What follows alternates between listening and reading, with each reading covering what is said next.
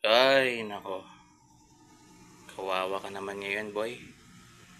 Ulam ka na naman. Ba't kasi nagpahuli ka? Grabe, kawawa yung pamilya mo. Nag-expect yon na makauwi ka. Pero ngayon, ito, lulutuin na kita. Grabe guys, ang laki oh. Laki. Nasa 1.5. Yan oh. Dalawang dangkal. Haba ng bangus na to. Yan. Galing po to sa ano ko, sa Bayaw. Yan, kay Kuya Richel. So, sa kanya ko to nabili guys, yung bangus na to na napakalaki. Yan oh. Grabe oh. Mataba guys, mataba.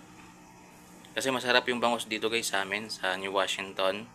Matataba talaga. Yung tiyan, yung dito niya banda pag naluto. Yan, grabe, ang kapal ng taba guys. Yan, mga nasa 2 inches. Joke lang. Di basta ano, sakto lang naman yung kapal. Minsan nga dito sa bahay, nagugulat na lang kami kasi yung bangos nabubuhay kahit walang tiyan. Ah, kasi ito na lang yung tira eh, dito na lang side. Pero yung dito niya, ubos na. So sabi ko, paano nabuhay yung bangos na walang tiyan? Diba? Ayan oh, kawawa naman oh, nagmamakaawa siya oh. Ay nako. Sa susunod kasi, huwag magpahuli. Yan tuloy yung laki-laki mo, nagpahuli ka. Ulam ka ngayon. Oh, kita nyo? Kita nyo yung taba.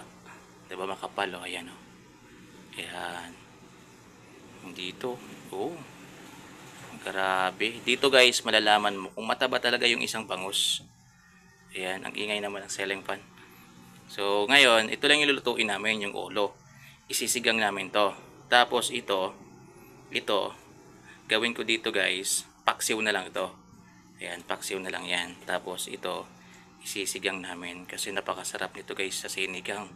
Kasi ayan oh, ang taba. Grabe. Ayan.